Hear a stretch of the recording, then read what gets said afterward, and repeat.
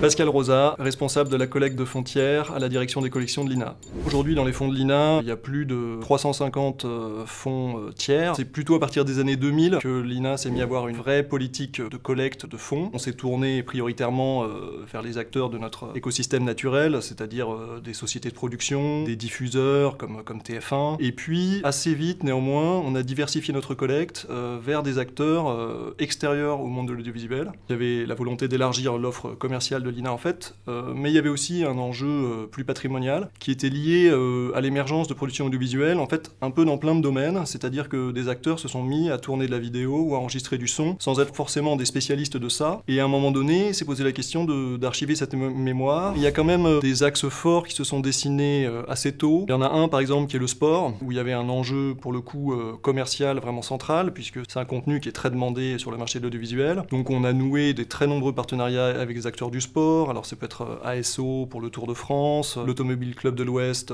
pour les 24 heures du Mans, beaucoup de fédérations, la Fédération française de football et beaucoup d'autres. Il y a un axe plus patrimonial qui s'est dégagé, notamment autour de tout ce qui est institutions culturelles. L'INA a énormément collecté de fonds liés au spectacle vivant, essentiellement des captations de représentations et aussi parfois de répétitions. On a des partenariats comme ça avec l'Opéra de Paris, avec la Comédie Française, le Théâtre de l'Odéon, des théâtres aussi en région comme le Théâtre National de Strasbourg. On a aussi une activité dans tout ce qui est art contemporain, avec l'enjeu là d'archiver tout ce qui est art vidéo. On travaille comme ça avec le Centre Pompidou, avec le CNAP également, le Centre National des Arts Plastiques. Ces dernières années, on a beaucoup noué de partenariats avec la presse filmée. C'est vrai que maintenant, avec le web, des acteurs qui avant étaient entièrement sur l'écrit se mettent à produire de l'image. Donc on a noué des partenariats avec l'AFP, avec Le Parisien, plus récemment avec Télérama. Alors, une réplique de la douleur qui vous reste en tête.